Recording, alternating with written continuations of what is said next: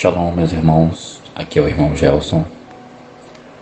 No último áudio eu falei acerca dos Shaliach, ou apóstolos enviados a estabelecer as bases do Evangelho, que é Cristo Jesus, e que a autoridade deles está em preservar este fundamento.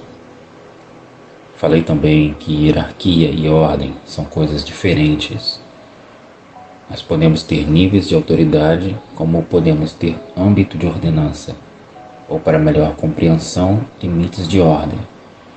Na igreja, portanto, temos tanto a hierarquia, onde Cristo é o cabeça, em nós o seu corpo, como também os limites de ordem, que diz respeito à autoridade provinda ou proveniente de uma responsabilidade conferida por Deus. Neste caso, em relação a estes dons e ministérios, esta autoridade está em cumprir a função designada, não se desviando do objetivo, que é a edificação do corpo de Cristo, como está escrito em Efésios 4, do 12 ao 13, que diz assim: com vistas ao aperfeiçoamento dos santos, para o desempenho do seu serviço, para a edificação do corpo de Cristo, até que todos cheguemos à unidade da fé e do pleno conhecimento do Filho de Deus, a perfeita varonilidade, à medida da estatura da plenitude de Cristo. Hoje vamos falar um pouco sobre dons e ministérios.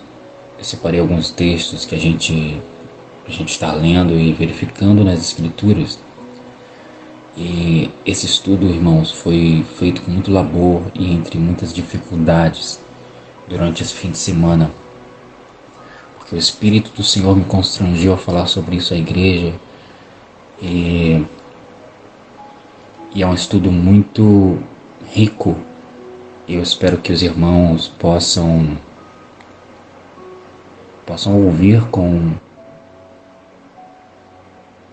cuidado cada palavra, possam ir nas Escrituras e conferir as passagens, porque o Senhor com certeza irá lhe acrescentar sabedoria e irá lhe acrescentar entendimento sobre o que nós vamos falar aqui. Nós vamos falar dos dons, nós vamos falar de alguns ministérios, ou os dois ministérios que a segunda Escritura, que a Escritura cita. Vamos falar sobre a questão da mulher, que está ligada à questão de potestades e principados também. Então são assuntos muito profundos e assuntos que exigem de nós uma atenção redobrada a tudo que iremos ouvir e discernindo as palavras que a Escritura nos diz. Há muita polêmica em cima das coisas que eu vou falar, mas eu vou falar segundo as Escrituras, conforme o Espírito me tem constrangido a falar, e crendo eu que o Senhor quer endireitar as nossas veredas. Amém? Então, os dons do Espírito Santo, irmãos, são capacidades que o Espírito dá às pessoas para a edificação da igreja. É importante frisar isso, para a edificação da igreja. Não é por vaidade, não é por outro motivo qualquer que não seja para edificar a igreja. E esses dons, eles são dados de acordo com a vontade de Deus e não do homem. Irmãos, quando buscamos o Espírito Santo e nos santificamos, desenvolvemos qualidades e dons que são dados pelo próprio Espírito Santo. Vocês podem ver vários dons desses. Anote aí para você conferir. Em 1 Coríntios 12, do 8 ao 10, 1 Coríntios 12, do 28 ao 30, Romanos 12, do 6 ao 8 e Efésios 4, do 11 ao 13. Eu não vou ler esses textos agora para não ficar muito extenso, porque a gente tem muito que falar ainda, e eu espero que os irmãos possam conferir nas Escrituras todas essas passagens que eu citei aqui, ok? Vou começar definindo alguns desses dons para que os irmãos possam compreender. Bom, palavra de sabedoria. Palavra de sabedoria é um desses dons. ela é diferente da palavra de conhecimento. São duas coisas diferentes. Palavra de sabedoria é uma coisa, palavra de conhecimento é outra coisa. A verdadeira sabedoria, ela vem de Deus. O dom da sabedoria é espiritual e, portanto, não tem relação nenhuma com conhecimento cultural ou conhecimento humano. Então, por aqui a gente desmistifica, por exemplo, a questão do seminário. As pessoas que aprendem a letra pelo seminário e têm alguma eloquência, às vezes, em estar ensinando, não quer dizer que elas têm o dom de sabedoria, porque o dom de sabedoria é espiritual. Amém? E ele vai além da experiência e do bom senso. Deus é a fonte de sabedoria.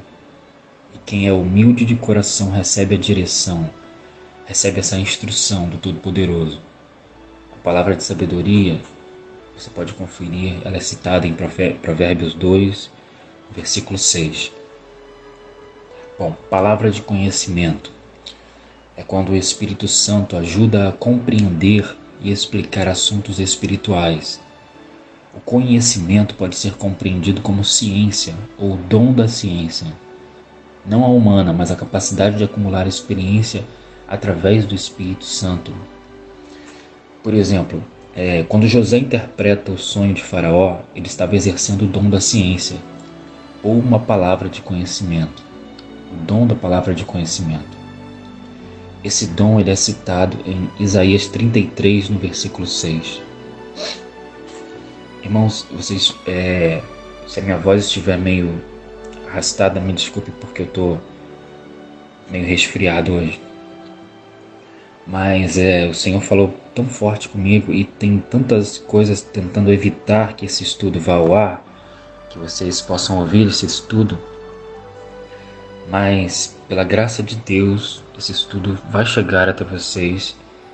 E isso não vem de mim, irmãos, isso vem do Senhor, como Ele mesmo, volta a frisar, me constrangeu durante todo o fim de semana para estar trazendo esse estudo para vocês. E para mim também, primeiramente, porque o Senhor falou coisas que eu não tinha total conhecimento e Ele acabou me dando esse conhecimento para que eu pudesse ensinar a vocês. Amém?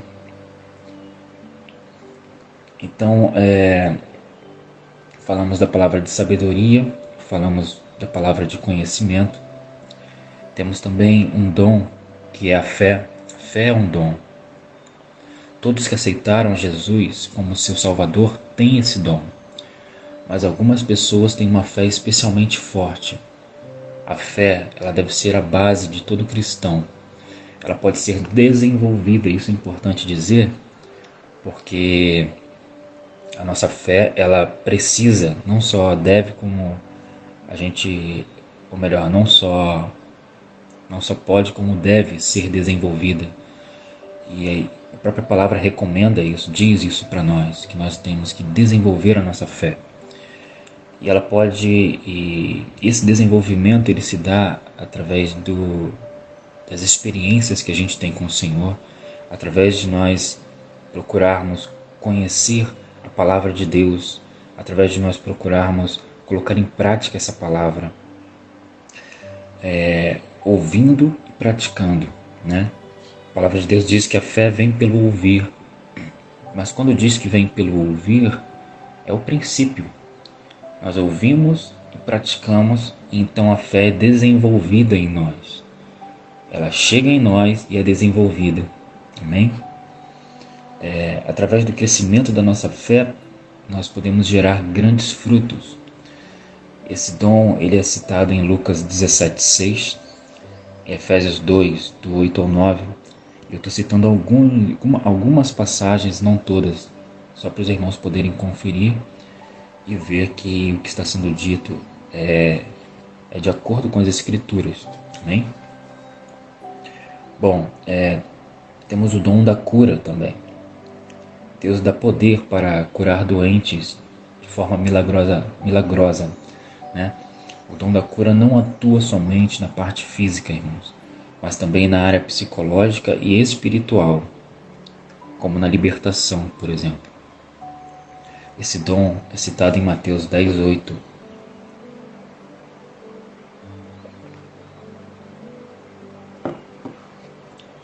Temos também os sinais e prodígios, os milagres. O Espírito Santo ele capacita a fazer sinais e maravilhas. Vale lembrar que milagres acontecem para que o Senhor seja testemunhado e seu nome engrandecido. A palavra de Deus diz que os sinais seguiriam aos que creem. E é importante dizer isso porque ele está completamente relacionados, os sinais e prodígios, os milagres, estão completamente relacionados ao fato da fé, do crer. Amém? E a incredulidade é uma das coisas que não deixam esse dom ser manifesto. Você pode verificar em Salmos 77:14, um exemplo. E, irmãos, é importante ressaltar que qualquer dom que Deus provê aos seus filhos são para a edificação do corpo de Cristo. De maneira que não é um poder designado ao controle de alguém, como alguns querem fazer parecer. É Deus quem opera tudo em todos. Sabendo disso, aqueles que idolatram pessoas estão, na verdade, virando as costas para Deus e adorando a criatura. Milagres, assim como a manifestação de qualquer outro dom, não acontecem em escala, como numa produção de uma fábrica. E é importante dizer que não é porque lhe foi dado um dom de cura, por exemplo, que todos aos quais você encontrar pelo caminho serão curados. Mas a todos quanto o Espírito do Senhor lhe enviar, estes serão curados. Lembre-se que existe a individualidade do que está em nome do Senhor, existe a individualidade daquele que está doente e existe a individualidade de Deus, de maneira que tudo vem da vontade de Deus primeiramente. A incredulidade, ela limita as coisas. Jesus fala sobre isso em Lucas 4, nos versículos 23 ao 28. Diz assim: E ele lhes disse, sem dúvida me direis este provérbio: médico, cura-te a ti mesmo. Faze também aqui na tua pátria tudo o que ouvimos ter sido feito em Cafarnaum. E disse: em verdade vos digo que nenhum profeta é bem recebido na sua pátria. Em verdade vos digo que muitas viúvas existiam em Israel nos dias de Elias, quando o céu se cerrou por 3 anos e 6 meses, de sorte que em toda a terra houve grande fome. E a nenhuma delas foi enviado Elias, senão a Sarepta de Sidom, a uma mulher viúva. E muitos leprosos haviam em Israel no tempo do profeta Eliseu, e nenhum deles foi purificado, senão Naamã, o Ciro. E todos na sinagoga, ouvindo estas coisas, se encheram de ira. Lucas capítulo 4, versículos do 23 ao 28. Então é importante, primeiramente, a gente ter o entendimento de que tudo parte primeiro da vontade de Deus, e que a incredulidade é um dos fatores que impedem poder de Deus de atuar, porque Deus ele não faz nada contra a vontade do ser humano. Ele respeita o livre-arbítrio que ele mesmo deu. Amém? Outro dom, irmãos, que é importante a gente compreender é o de profecia. Profetizar é transmitir uma mensagem por inspiração de Deus. Profetizar não é adivinhar o futuro. A profecia surge da vontade de Deus em revelar algo à igreja ou a uma pessoa. Vou repetir, ela surge da vontade de Deus, não do homem, de revelar algo à igreja ou a uma pessoa. Falar a palavra de Deus a alguém que não conhece a palavra de Deus também é profetizar. O propósito da profecia é edificar, exortar e consolar a igreja. E a ordem da profecia na congregação é esta: e falem 2 ou 3 profetas e os outros julguem, diz a Escritura. Aí eu pergunto uma coisa aos irmãos: você vê hoje este julgamento da profecia nas igrejas? Ocorrendo ali no momento em que ela está sendo dita? Porque se não tiver de acordo, irmãos, com as Escrituras, não tiver de acordo com o Evangelho de Cristo, precisa haver reprovação. Mas você não vê isso acontecer hoje. E o texto continua assim: mas se a outro que estiver assentado for revelada alguma coisa, cale-se o primeiro. Aí eu pergunto de novo, vocês veem isso acontecendo nas igrejas? Ou você vê aquela confusão de um falando de um lado, outro falando de outro? Irmãos, não há espaço para disputa e vaidades no corpo de Cristo. Continuando, porque todos podereis profetizar uns depois dos outros, para que todos aprendam e todos sejam consolados. E os espíritos dos profetas estão sujeitos aos profetas. Isso também é importantíssimo dizer. Por quê? Porque não há desculpa de alguém que começou a falar, não conseguir parar de falar. Porque os espíritos dos profetas estão sujeitos aos profetas, como aqui está escrito. E por quê? Porque Deus não é Deus de confusão, o texto diz, senão de paz, como em todas as igrejas dos santos.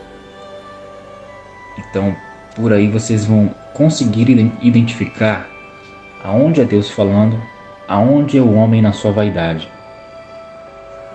Amém? Outro dom é o de discernimento de espíritos.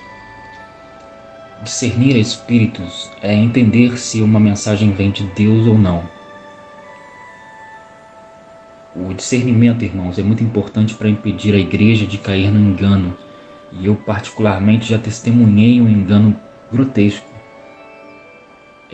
No tempo em que faz muitas décadas atrás, no tempo em que eu participava de uma denominação, e foi um profeta, um pastor, lá para dar uma palavra, e ele começou a fazer revelações, entre aspas, que não tinha nada a ver com a palavra de Deus, começou a dizer coisas da vida das pessoas, e depois acabou sendo mais do que notório que tudo aquilo não vinha da parte de Deus, e ficou uma situação muito, muito chata, muito complicada, né?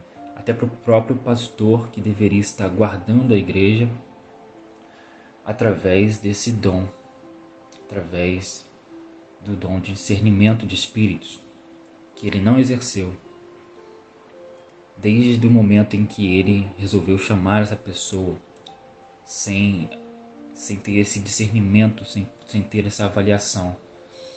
Então, irmãos, todo cristão deve desenvolver o dom de discernimento. E se não tiver, peça a Deus, porque Deus vai lhe dar. Esse dom é essencial na caminhada da fé.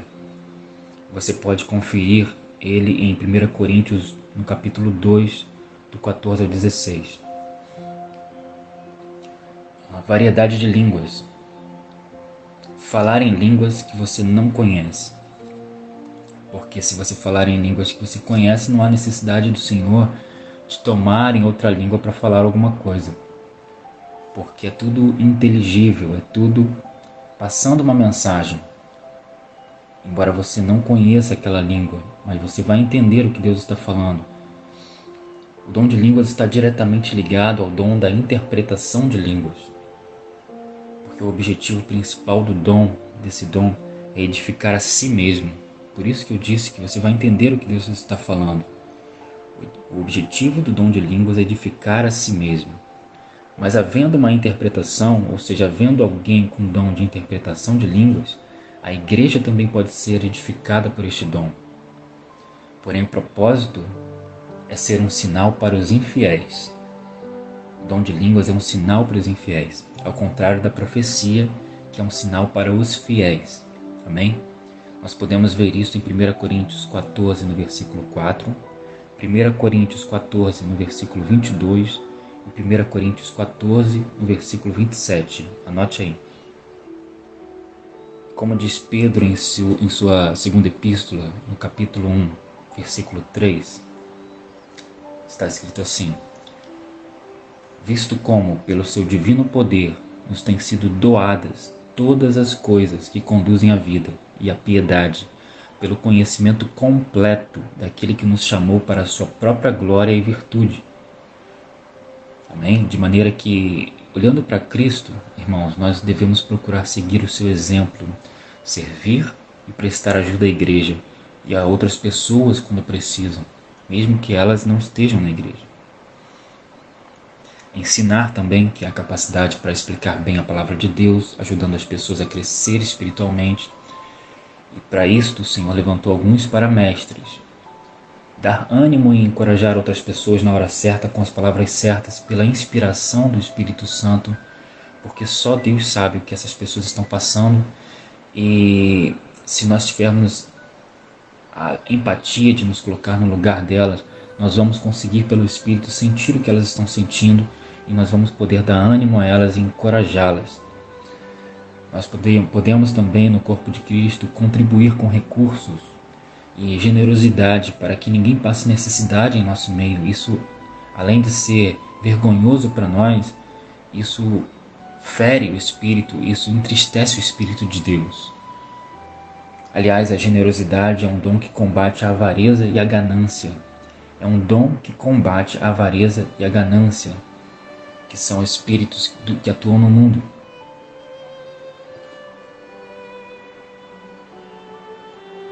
A capacidade de liderança, que pela graça do Espírito Santo também é um dom exercido pelos pastores, mestres e outros líderes, a quem foi dado sabedoria e autoridade na medida da proporção de Cristo, claro, para guiar outros e ajudá-los a crescer, sendo o primeiro a servir, irmãos. E isso é importante dizer para que não se confunda esta liderança com a imposição e esta autoridade com hierarquia, porque onde você vê liderança como imposição e autoridade como hierarquia, você pode ter certeza que não é o Espírito de Deus que está atuando por aquele homem, seja ele pastor, mestre ou qualquer liderança. Você pode conferir isso em Mateus 23, do 8 ao 12, que o Senhor diz assim: Vós, porém, não queirais ser chamados Rabi, porque um só é o vosso mestre, a saber, o Cristo. Vou repetir, olha a hierarquia da igreja. Vós, porém, não queirais ser chamados Rabi, porque um só é o vosso mestre, a saber, o Cristo, o cabeça, e todos vós sois irmãos, vocês estão no mesmo patamar, todos vós sois irmãos.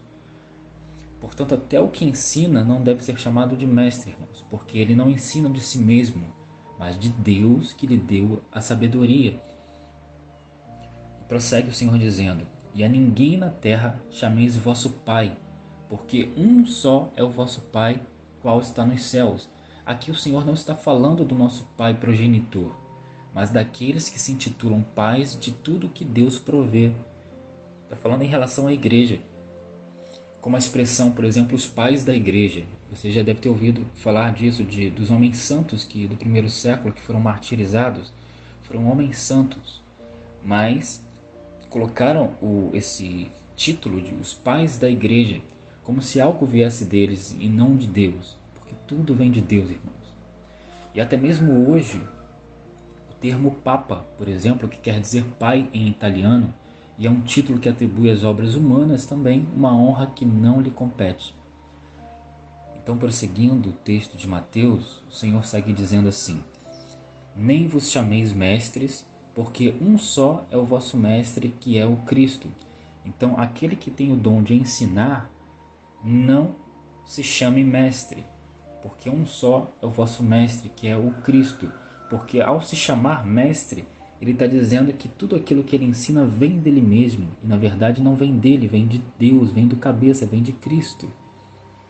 É um dom que Deus deu a ele, não é um dom que ele criou em si mesmo, é um dom que Deus deu a ele. Amém? O maior dentre vós será vosso servo. O maior dentre vós será vosso servo. Sabe o que isso quer dizer, irmãos? Quer dizer que aquele que serve é aquele que está em maior posição de responsabilidade para as coisas de Deus. Aquele que serve é aquele que está mais apto para estar cumprindo a vontade de Deus nos ministérios. E prossegue: e o que a si mesmo se exaltar será humilhado, e o que a si mesmo se humilhar será exaltado. Mateus 23, do 8 ao 12. Outro importante valor que nós devemos ter em nós é a misericórdia. Nós falamos um pouco disso, sobre a empatia, né? Ter compaixão das outras pessoas, compreender a sua dor. Todo cristão deve ter essa empatia e se colocar no lugar dos que sofrem. Isso é para todos os cristãos. Amém? A capacidade de administração, que também é dispensada por Deus para as coisas de Deus, que é uma virtude para organizar as pessoas e atividades da igreja de forma eficiente, mantendo a ordem, a disciplina e o bom testemunho. E também temos o dom para evangelizar, que é a capacidade para transmitir a mensagem da salvação de maneira clara, de maneira simples e trazer pessoas para Deus. Compete a todo cristão anunciar as boas novas do Senhor. Isto podemos ver em Mateus 28, dos versículos 19 ao 20. Tem pessoas que têm muita facilidade em comunicar a palavra de Deus. O pastor Paulinho, por exemplo, que está no nosso grupo, eu reconheço esse dom nele, de pegar exemplos do cotidiano e transformar isso em ensinamentos pela palavra de Deus. Isso é um dom de evangelizar. Lembrando que os frutos do Espírito listados pelo apóstolo Paulo em Gálatas 5:22, irmãos, é que nos identificam com Cristo. E isso precisa estar presente em todos nós, em toda a igreja. Amém? Bom, a respeito dos ministérios, precisamos entender que Deus designou a homens e a mulheres funções no corpo de Cristo.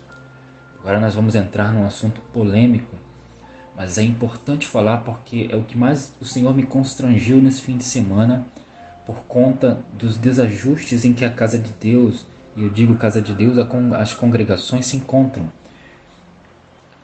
E é importante dizer isso, que Deus designou a homens e a mulheres funções no corpo de Cristo, porém cada qual com a sua própria honra.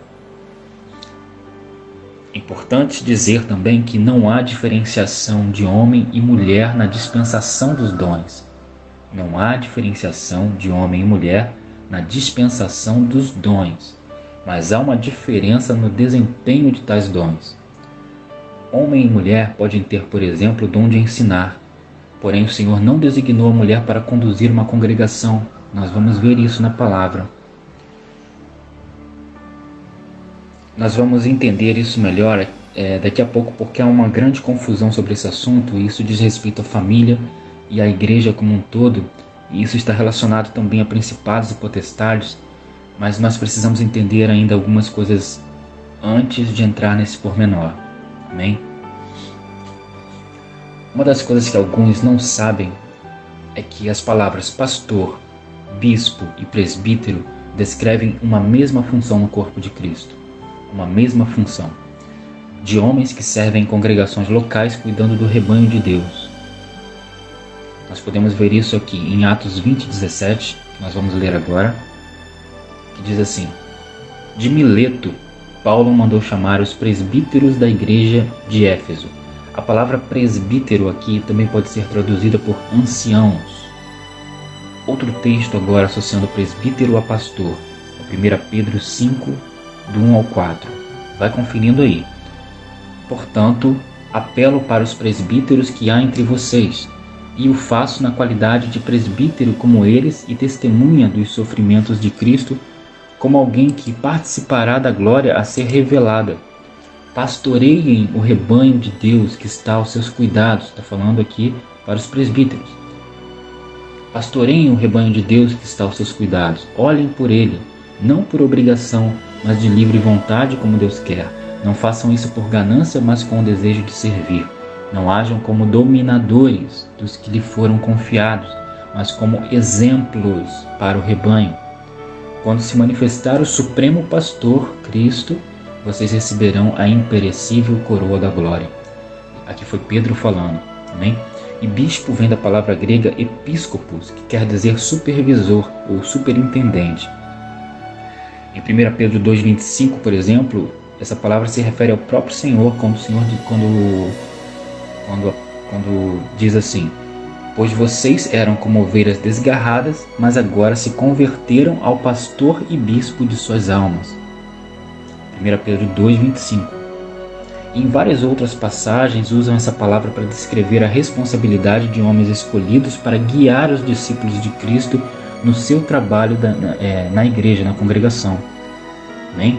Em Atos 20:28 está escrito assim: olhai, pois, por vós e por todo o rebanho sobre que o Espírito Santo vos constituiu bispos para apacentardes a igreja de Deus, que ele resgatou com seu próprio sangue. E em Filipenses 1, versículo 1, Paulo escreve: Paulo e Timóteo, servos de Jesus Cristo, a todos os santos em Cristo Jesus que estão em Filipos, com os bispos e diáconos.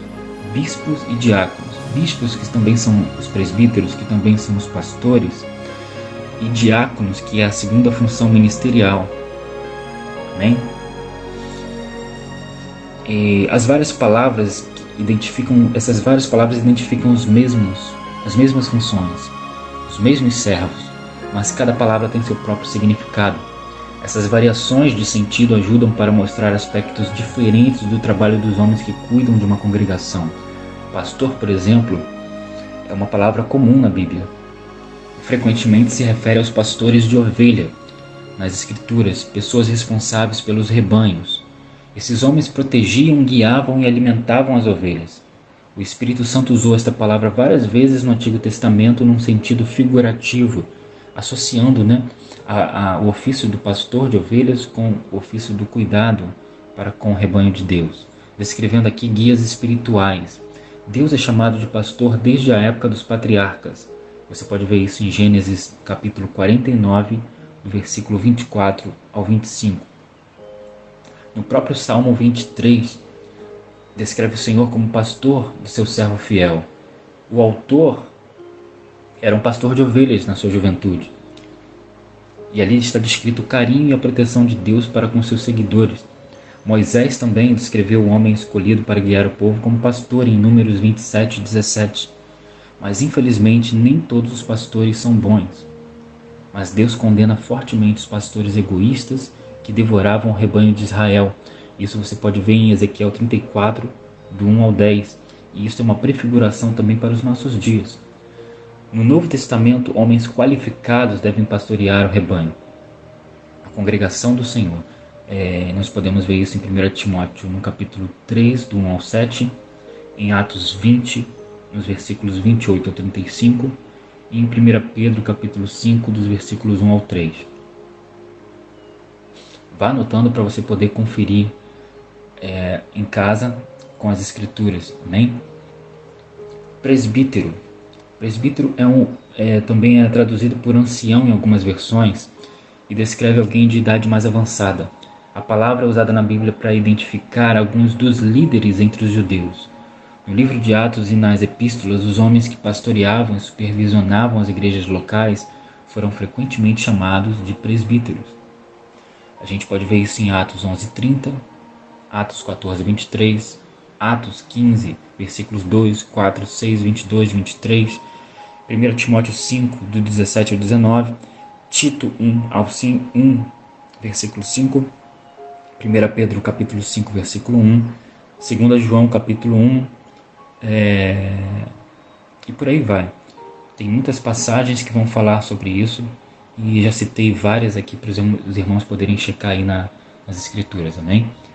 Pastores, bispos e presbíteros não são três ofícios diferentes. São três palavras que descrevem aspectos diferentes de uma mesma função, amém? Igrejas que procuram manter distinção entre pastores, bispos e presbíteros como ofícios diferentes não somente fogem do padrão bíblico, como também perdem a riqueza das palavras que o Espírito Santo usou para descrever os guias do povo de Deus. É importante ressaltar que existem alguns frutos que devem ser buscados para quem deseja esse pastorado, esse presbitério ou episcopado. Isso está descrito em 1 Timóteo, capítulo 3, dos versículos do 1 ao 7, que eu quero ler com vocês. E diz assim: esta é uma palavra fiel. Se alguém deseja o episcopado, excelente obra deseja.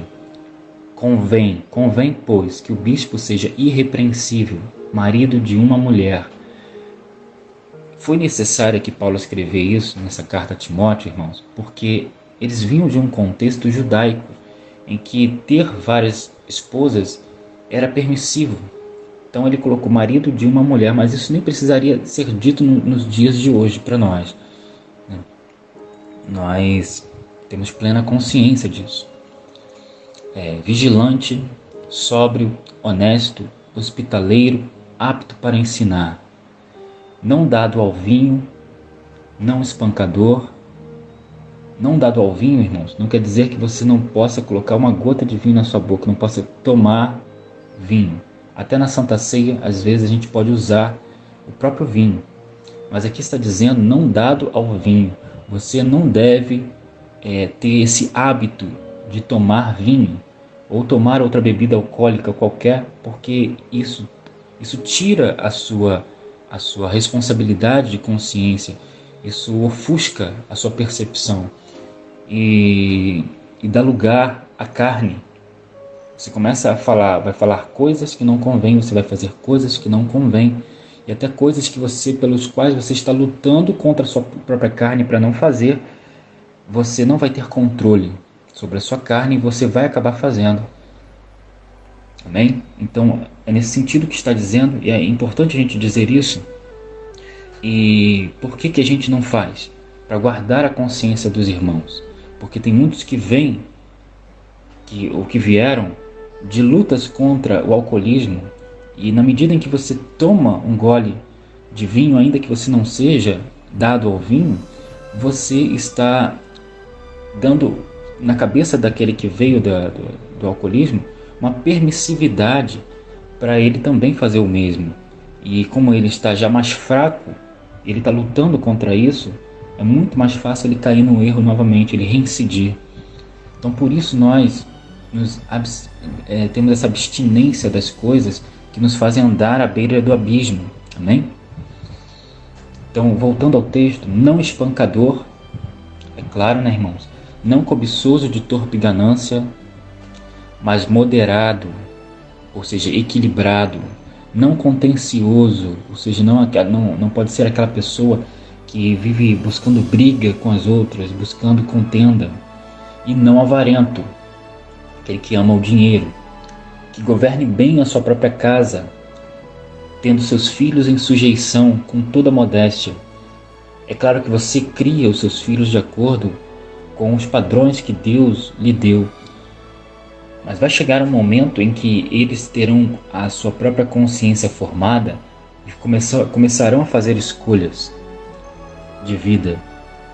E, portanto, a partir daí, a responsabilidade é dos próprios filhos para com Deus.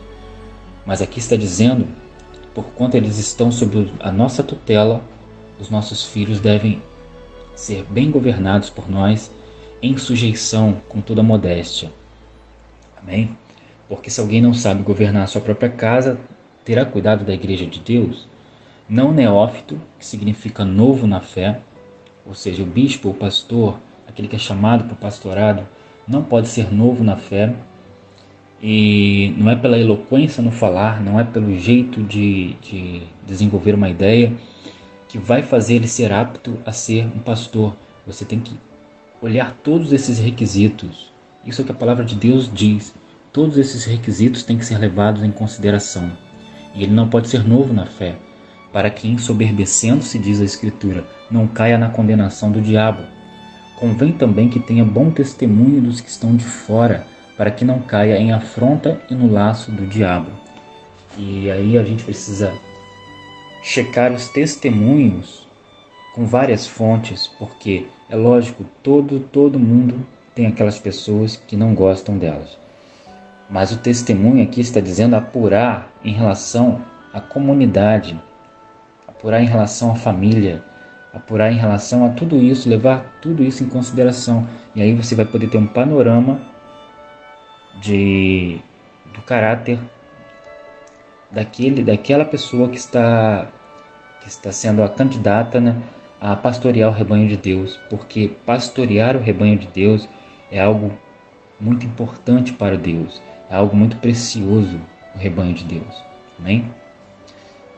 É importante dizer, irmãos, que todos têm o Espírito. Agora eu vou entrar no assunto de homens e mulheres, e fique no Espírito, porque Satanás ele deturpou muito isso, e vocês vão precisar olhar para as Escrituras e não para a sociedade, para as Escrituras, amém? É importante dizer que todos têm o Espírito, irmãos, e todos, tanto homem quanto mulheres que receberam a Cristo, têm o Espírito. Portanto, todos têm dons, todos. A forma de serviço a como estes dons se manifestam é que revelam a diferença. Ter a responsabilidade de pastoreio ou cuidado com a igreja pela mulher vem pelo seu proceder. Pelo homem, vem tanto pelo proceder quanto pela responsabilidade em ensinar as Escrituras. A gente precisa lembrar que Cristo é tudo em todos, mas designou alguns para apóstolos, outros para profetas, outros para evangelistas, outros para pastores e mestres. Ou seja, Deus é tudo em todos, mas designou pessoas para funções diferentes no corpo de Cristo. De maneira que a ideia religiosa de condução de uma congregação é que traz a pitada de disputa homem e mulher, porque está edificada sobre um fundamento distorcido do que significa autoridade na igreja. Então surge a pergunta: a mulher pode liderar uma congregação? Falando dessa questão homem e mulher na congregação da igreja, o apóstolo Paulo escreveu assim para Timóteo, em 1 Timóteo 2, do 9 ao 15, que do mesmo modo as mulheres se ataviem ou se vistam em traje honesto, com pudor e modéstia. Pudor e modéstia. O que isso quer dizer? Quer dizer que se uma mulher sabe que está indo a uma congregação onde a maior parte dos irmãos não tem condição financeira, é uma comunidade em que as pessoas têm poder aquisitivo baixo, ela vai colocar vestidos caros para se contrastar com aquela realidade. Isso é condenado por Deus. Com pudor e modéstia, não com tranças ou com ouro ou pérolas ou vestidos preciosos, mas como convém a mulheres que fazem profissão de servir a Deus com boas obras. A mulher aprenda em silêncio com toda a sujeição. Não permito, porém, que a mulher ensine, nem use de autoridade sobre o marido, mas que esteja em silêncio, porque primeiro foi formado Adão, depois Eva. E Adão não foi enganado, mas a mulher, sendo enganada, caiu em transgressão. Salvar-se-á, porém, dando à luz filhos, se permanecer com modéstia na fé, no amor e na santificação. Irmãs, Paulo não está dizendo isso à toa. Nós vamos ver por que Paulo está dizendo isso, por que Paulo está citando Gênesis aqui, porque essa questão está completamente ligada a principados e potestades. Nós vamos entender isso como o Espírito deseja. Amém? Esse texto é um texto polêmico, porque alguns dizem que Paulo estava dizendo isso apenas para a igreja em Corinto. Já outros dizem que era apenas para aquele tempo. Mas não, irmãos. Mas o real sentido do que Paulo estava dizendo, para começar, primeiramente, era que os adornos, como ele começa dizendo, do ouro, pérolas e vestidos, estão em contraposição com as obras das mulheres. Ou seja, que os adornos, os trajes e a vaidade não deveriam sobressair mais do que o exemplo das mulheres no servir. Ao descartar esse texto de 1 Timóteo, capítulo 2, 9 ao 15, muitas mulheres se colocaram no extremo das vaidades, enquanto algumas outras, considerando esse trecho sem discernimento, vivem no outro extremo.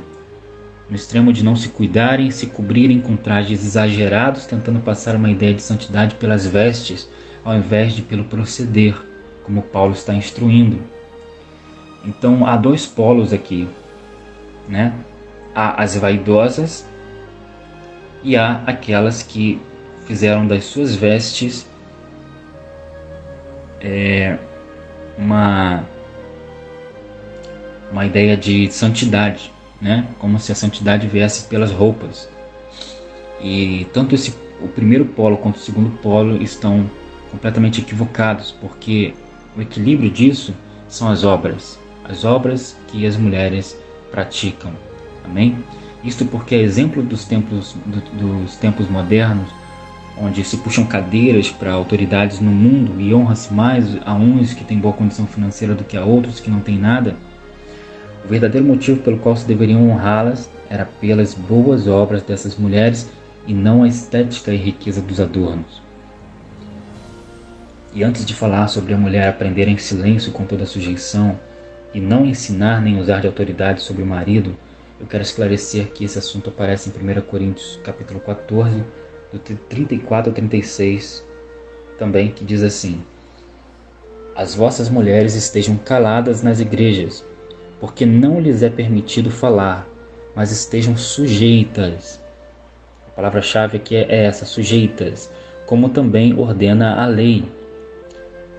Ora, irmãos, de maneira que não pode ser dito aqui que era algo da antiga aliança que perdeu o sentido, porque o próprio apóstolo Paulo diz claramente como também ordena a lei. Continuando o texto: E se querem aprender alguma coisa, interroguem em casa seus próprios maridos, porque é vergonhoso que as mulheres falem na igreja. Porventura saiu dentre vós a palavra de Deus? Ou veio ela somente para vós? 1 Coríntios capítulo 14, 34 a 36.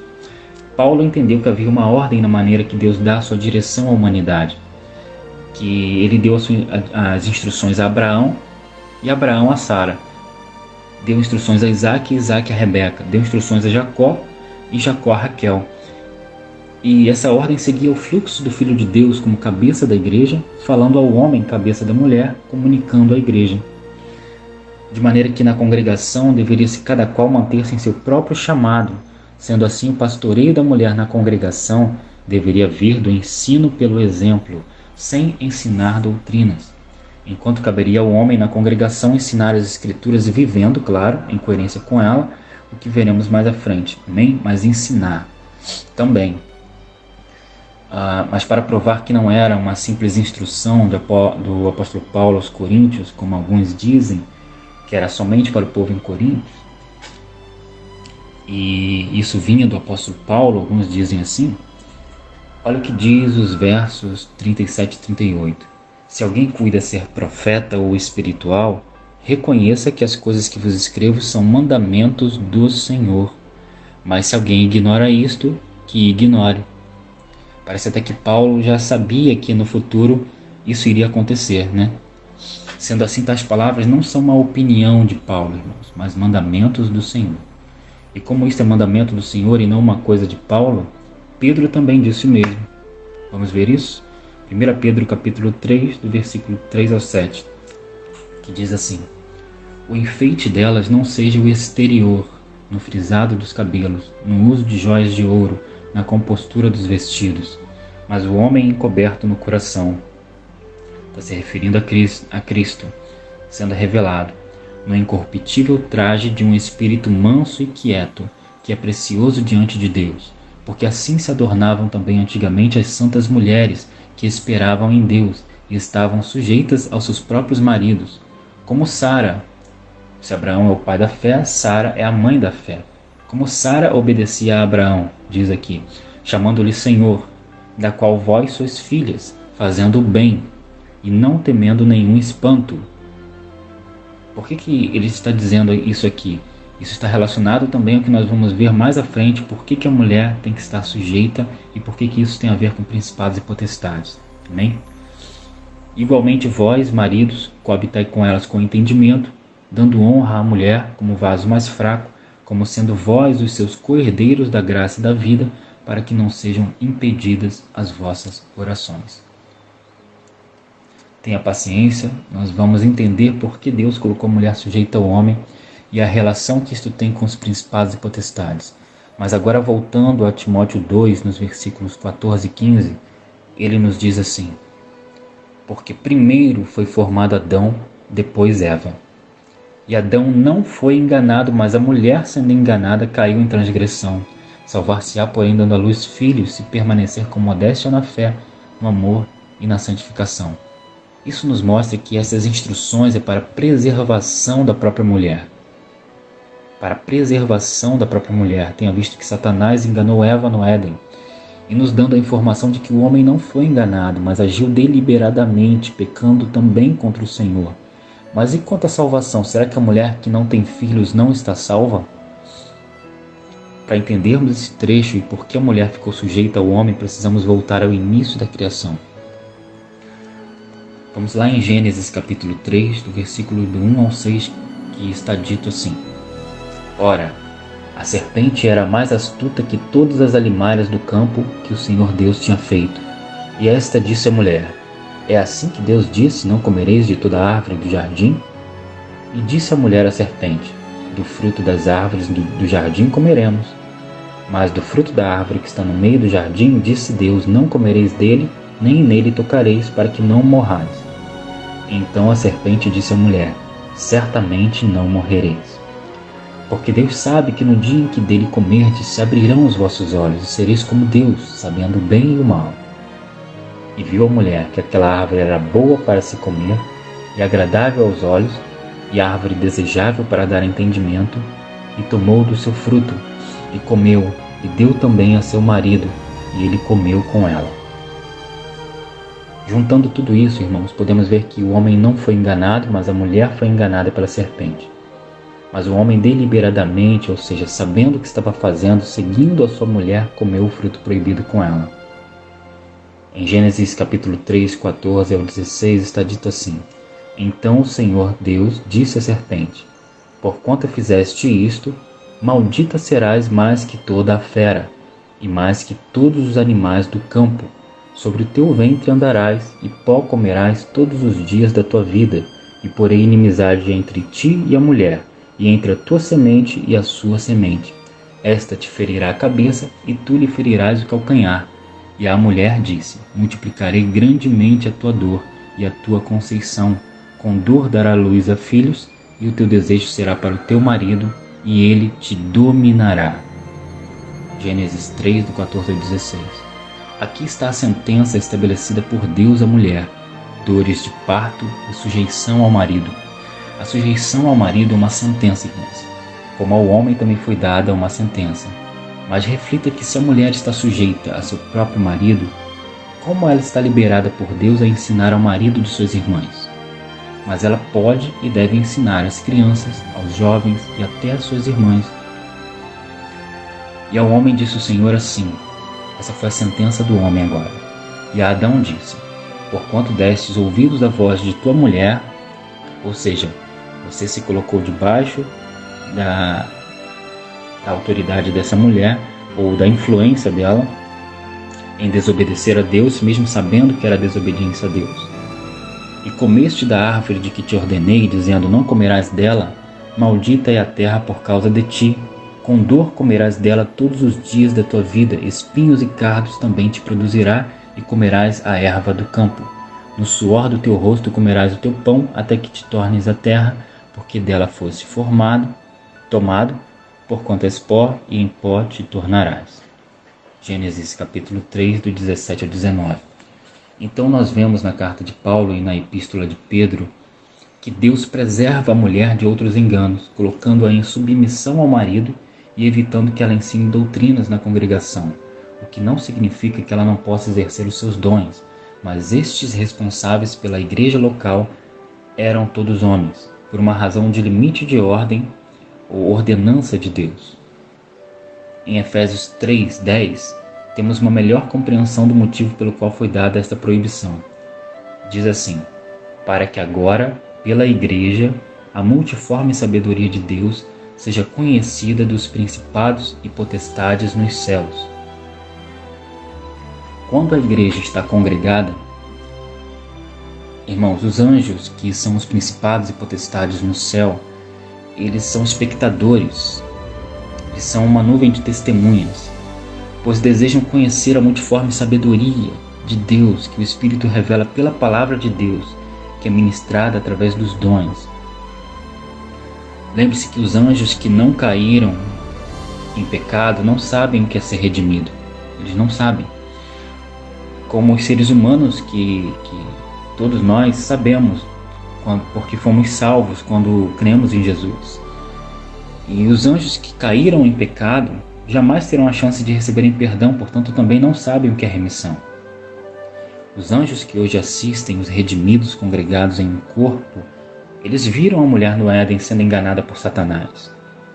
E essa pode ser uma das razões pela qual a mulher tenha sido sujeitada ao marido, ou sujeita ao marido, pelo fato dela estar mais vulnerável ao erro. Lembre-se que a ordem em 1 Coríntios 11, versículo 10, da mulher cobrir a cabeça em sinal de submissão ao homem, se dá por causa dos anjos. Por causa dos anjos. Depois, no verso 15, é dito que o cabelo crescido da mulher lhe foi dado em lugar de véu, mas o ponto que quero destacar é que isto é por causa dos anjos. Lembre-se que a mulher e sua descendência agora ganharam um inimigo de peso. E a semente da mulher, que se refere ali no texto a Cristo, que pisou a cabeça da serpente, ou seja, a semente da mulher, pela semente da mulher veio o Salvador. E isto não dependeu do homem, mas do próprio Espírito de Deus, sendo a maternidade alvo de grande investida maligna, pois por ela veio o Salvador e por ela vêm todos os homens, os santos de Deus, potenciais filhos de Deus. Daqui podemos entender agora o que Paulo quer dizer quando fala assim: salvar-se-á, porém, dando à luz filhos, se permanecer com modéstia na fé, no amor e na santificação. Ele não estava condicionando a salvação da mulher ao fato de se tornar mãe, pois seria até anti-evangelho se ele dissesse algo com este intuito, porque a salvação é pela fé em Cristo Jesus. Mas o que na verdade estava fazendo era uma referência à maternidade que gera Cristo na igreja, uma questão completamente espiritual que está diretamente ligada à fé, ao amor e à santificação. Percebeu, portanto, porque a mulher foi tão protegida por Deus, sendo colocada sob a submissão do seu marido? Percebeu que ela é preservada por Deus porque por meio da maternidade Cristo viria ao mundo e também vem todos os santos? Você consegue perceber que a submissão da mulher, que é uma figura da igreja, para com seu marido, que é uma figura de Cristo, precisa no casamento revelar esse mistério? Por isso Paulo disse em Efésios 5, versículos 31 e 32, por isso deixará o homem seu pai e sua mãe, e se unirá à sua mulher, e serão dois numa carne, dois em uma só carne. Grande é este mistério, digo, porém, a respeito de Cristo e da igreja. É importante ressaltarmos o texto de Gálatas 3:28, porque muitos não entenderam e acabaram aplicando para tudo e qualquer coisa em que desejam similarizar a responsabilidade do homem e da mulher. Que texto é esse? É aquele que diz assim: nisto não há judeu nem grego, não há servo nem livre, não há macho nem fêmea, porque todos vós sois um em Cristo Jesus. Em algumas traduções está: nisto não há judeu nem grego, não há servo nem livre, não há homem nem mulher, porque todos vós sois um em Cristo. E isso está correto. Mas precisamos nos perguntar: nisto o quê? Em algumas traduções não existe a palavra nisto, porém o próprio contexto nos mostra sobre o que o apóstolo Paulo estava dizendo, e que ele não era nenhum esquizofrênico para dizer uma coisa em uma carta e contradizer em outra. O texto diz que não foi pelas obras da lei que recebemos o Espírito, mas pela fé em Cristo Jesus, e a responsabilidade de todos expressar a Cristo. E nisto não há homem nem mulher, nem diferenças étnicas ou sociais. A todos foram dados dons igualmente e cada qual deve exercer o seu chamado. Amém? Portanto, observando com cuidado as Escrituras, nós podemos concluir acerca desse assunto em relação às mulheres que elas não devem liderar congregações, mas devem exercer seus dons com liberdade, respeitando esta sujeição. A exemplo disso, vemos as filhas do evangelista Filipe, em Atos 21:8 e no versículo 9. E esse Filipe aqui é um dos diáconos, dos 7 diáconos que foram levantados, que nós vamos falar ainda sobre o diaconato daqui a pouquinho. E diz assim, Atos 21:8: E no dia seguinte, partindo dali Paulo e nós que com ele estávamos, chegamos a Cesareia e entrando na casa de Filipe, o evangelista, que era um dos sete diáconos, né, que serão levantados, ficamos com ele. E tinha este 4 filhas virgens que profetizavam. Profetizar, irmãos, é o mesmo que anunciar uma palavra da parte de Deus, como fizeram os profetas. Mas veja que estas jovens não estavam ensinando doutrinas à frente de uma congregação. Porém, ainda que estas jovens ensinassem dentro de uma comunidade, como é dever de todos pregar o Evangelho, não creio que faziam isto sem observar o fundamento posto pelos apóstolos, que era de estar em sujeição aos seus maridos, e neste caso aqui, como elas não tinham maridos ainda, em sujeição aos seus pais, né? Ao seu pai e aos homens que Deus levantou naquela igreja local. Amém? Isso em relação à palavra de Deus e a ordem no culto. Amém? Outro texto que mostra o Espírito, que o Espírito foi derramado sem distinção é Atos 2, versículos 17 e 18. E nos últimos dias acontecerá, diz Deus, que do meu Espírito derramarei sobre toda a carne, e os vossos filhos e as vossas filhas profetizarão, e os vossos jovens terão visões, e os vossos velhos sonharão sonhos. E também do meu Espírito derramarei sobre os meus servos e as minhas servas naqueles dias, e profetizarão. Deus não faz acepção de pessoas para enviar o seu Espírito. Tanto homem como mulher podem ter este dom, mas ao se congregar, cada qual deve respeitar o seu limite de ordem. A palavra de Deus permite às mulheres ensinar crianças, jovens e outras mulheres, mas não permite ensinar aos homens. Por haver má interpretação desses textos, hoje chegamos ao ponto de haverem congregações onde só há pastoras e não há o pastor, e outras congregações em que separam os homens das mulheres, mas isso não é bíblico. São extremos. Devemos entender que a submissão da mulher ao seu marido dá ao homem não uma hierarquia em relação a ela, mas uma maior responsabilidade de guardá-la, e reacende na mulher a necessidade de desempenhar o papel para o qual foi criada, sendo auxiliadora do seu marido em suas debilidades. Esta ordem na igreja não coloca a mulher abaixo do homem, mas dá muito mais honra àquela que é chamado vaso mais frágil em 1 Pedro 3,7, e esta designação mais frágil ou mais fraca designa o mais delicado, apreciável, sensível, precioso. E por isso a mulher deve ser tratada com amor e respeito pelo seu marido, porque Deus vai cobrar isso dos homens. O importante neste caso é afirmar que o amor de Deus é igual para homens e mulheres. Deus criou homens e mulheres com diferentes responsabilidades e dons similares, dons iguais, para a sua honra e glória. Amém?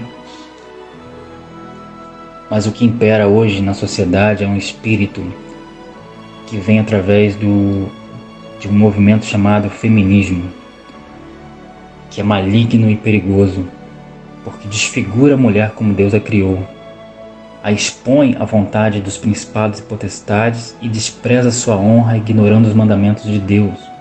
Essa troca de papéis entre homem e mulher na sociedade atual se misturou com a ideologia de gênero. Vocês podem notar isso ao ponto de cegar essa geração. Eu postei alguns dias atrás aquele vídeo intitulado Novas Respostas da Bia contra o Assédio, do Banco Bradesco, onde eles associam um robô com uma mulher, um robô de inteligência artificial com uma mulher, e tentam passar a ideia central que é dito na frase sem submissão, se apoiando na má conduta de clientes insatisfeitos. Irmãos, isso é diabólico. Ele tenta jogar os homens contra as mulheres e as mulheres contra os homens, porque Satanás sabe que a mente humana é inclinada a não julgar caso a caso, mas a generalizar a partir da ocorrência de muitos casos semelhantes, colocando todos os homens como homens que carregam em si mesmo a ideia de só se aproximar de uma mulher com intenções impulsivas. Na medida que a iniquidade aumentam esses casos, mas não são todos. É preciso discernir. Você já ouviu aquela frase, os homens são todos iguais? Quando tudo se tornou assim, irmãs, Deus mandou o dilúvio e ainda 4 deles se salvaram por não serem iguais aos outros. Se você encontrar um exemplo de liderança da mulher sobre toda a congregação no Novo Testamento, ou no Velho Testamento, então faça-se assim. Mas se não encontrar, questione se o que estou dizendo digo por mim mesmo ou pelo Senhor que tem me constrangido a trazer essa mensagem. Em muitas funções as mulheres sobressaem, como por exemplo no cuidado, no ensino. Não é à toa que muitas estão na área da saúde e na área do ensino, dentre outras, mas a questão não é de capacidade. O ministério é dado por Deus, por graça e não capacidade. Quer um exemplo? Gálatas capítulo 1, versículo 1 diz assim: Paulo, apóstolo, não da parte dos homens, nem por homem algum, mas por Jesus Cristo e por Deus Pai, que o ressuscitou dentre os mortos. Foi pela capacidade dele, de Paulo, ou pela graça de Deus? Pela capacidade de Paulo, ele estava se tornando um diabo no judaísmo, entregando pessoas cristãos para serem mortos. E na intenção de forçar a barra contra o mandamento de Deus, muitas mulheres citam Esther, que não era pastora, mas rainha, uma liderança política e social a qual ela tinha sobre si o rei Assuero. Citam Débora, que também não era uma liderança espiritual no sentido de sacerdotisa, mas uma liderança política social, como é uma professora, como seria uma prefeita, por exemplo. Citam Ana, mãe de Samuel, que não exercia liderança nenhuma. Citam Raquel, pastora, apacentadora de ovelhas. Tem relação com as coisas de Deus isso? A não ser pela analogia que se faz correlacionando o ofício pecuário com o cuidado dos santos. Ela exerceu alguma autoridade pastoral para com os homens? Nenhuma delas foi liderança espiritual sobre nenhuma tribo ou congregação, irmãos. Jesus, ao escolher os apóstolos para futuramente os enviar e estabelecer as bases do Evangelho, por que não escolheu mulheres? Jesus era machista? Claro que não. Ele tratou as mulheres com todo amor e carinho, como tratou os homens. E digo isto até daqueles que o incomodavam, porque até estes homens a ele os ouvia, apesar das suas arrogâncias. As mulheres sustentavam o ministério de Cristo e com os apóstolos também não foi diferente. Mas a todos quanto enviou, tanto os 12 quanto os 70, quanto os demais que viriam depois, todos foram homens, por todos os motivos que eu já disse antes, incluindo a questão dos principados e potestades. Instrua suas irmãs, instrua as crianças, instrua os jovens, mas não assuma congregações no papel de liderança onde se terá que instruir a homens, pois não é assim que Deus quer. Entenda que a mulher pode receber o dom de evangelista, de profetas, de mestres, elas podem ser professoras e até o dom de pastoreio, para elas ensinarem e cuidarem de outras mulheres, crianças e até adolescentes, meninas e meninos que ainda não são homens formados, mas não a congregação. A função de bispo, porém, que é chamado no nosso contexto social de pastor, no sentido de conduzir uma congregação, não é permitido às mulheres. Principados e potestades malignas não respeitarão esta posição e esta congregação vai sofrer reflexos disso, além de trazer uma carga à mulher que não lhe é suportável. Não decaia da sua posição de honra. Isso é tudo que Satanás quer para poder dividir e destruir, mas o Senhor está trazendo luz para a sua igreja. Vá às Escrituras se você tiver dúvidas acerca do que eu falei aqui. Leia os contextos e busque compreensão no Espírito de Deus, em quem não há confusão alguma. Amém? Entendida essa questão do homem e da mulher, eu quero concluir com o diaconato, que é a segunda função ministerial citada na Escritura, depois do episcopado, ou pastorado, ou presbitério, como queiram chamar. Como já expliquei antes, se você não ouviu, volta o áudio e não deixe de ouvir. E diz assim, Filipenses capítulo 1, versículo 1. Paulo e Timóteo, servos de Jesus Cristo, a todos os santos em Cristo Jesus que estão em Filipos com os bispos e diáconos. Estas são as duas categorias de funções ministeriais para dirigir as coisas na igreja, biblicamente falando. Sendo o bispo aquele que é supervisor, aquele que supervisiona, que toma conta do rebanho, e os diáconos são aqueles que são obreiros, sendo o significado da palavra diácono serviço. Atos 20, 28 diz assim: Olhai, pois, por vós e por todo o rebanho sobre que o Espírito Santo vos constituiu bispos, para apacentardes ou pastorear a igreja de Deus, que ele resgatou com seu próprio sangue. Vê como é uma coisa muito importante, irmãos, pastorear, porque nós estamos cuidando de algo que o próprio Senhor deu a sua vida por ele, que é a igreja.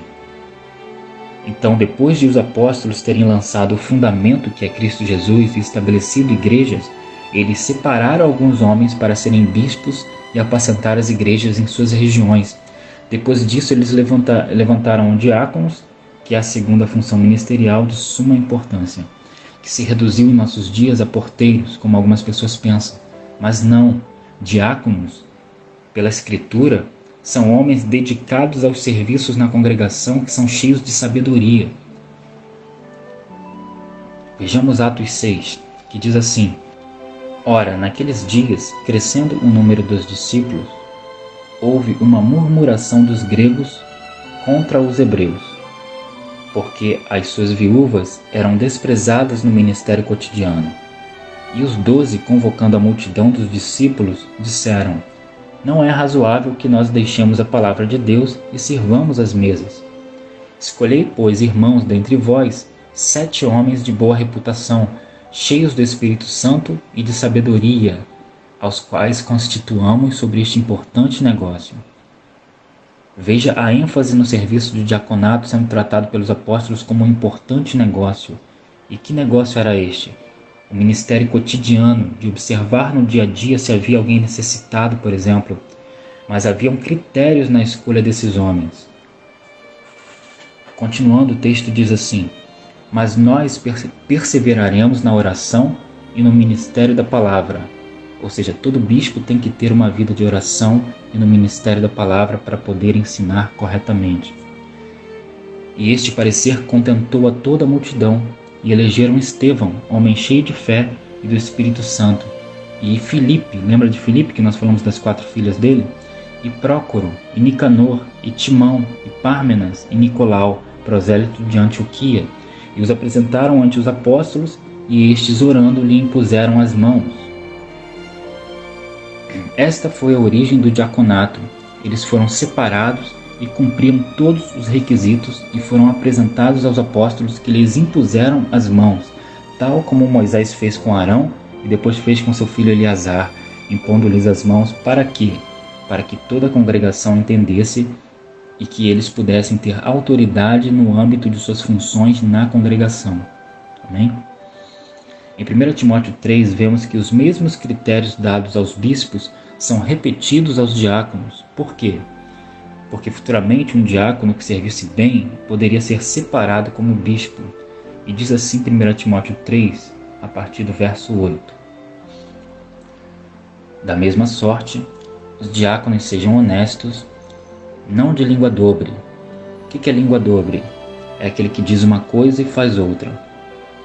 Não dados a muito vinho, não cobiçosos de torpe ganância, guardando o mistério da fé numa consciência pura. O que é ter uma consciência pura? É aquela pessoa que aprendeu a verdade da palavra de Deus e ensina segundo a palavra sem ter nada que acuse a sua consciência. Porque, infelizmente, irmãos, existem aqueles que dizem assim: eu até concordo com aquilo que está na Bíblia, mas eu não posso ensinar assim por causa da convenção a que faço parte. Na verdade, o que este está querendo dizer com isso é que ele não vai deixar de perder seus privilégios para pregar o que é correto. É o prato de lentilha, é o amar mais a glória dos homens do que a glória de Deus. Eles talvez nem ensinem mentira, mas omitem a verdade que lhes tira da zona de conforto, que lhes tira os privilégios. Mas também está escrito que quem sabe fazer o bem e não faz, nisto está pecando.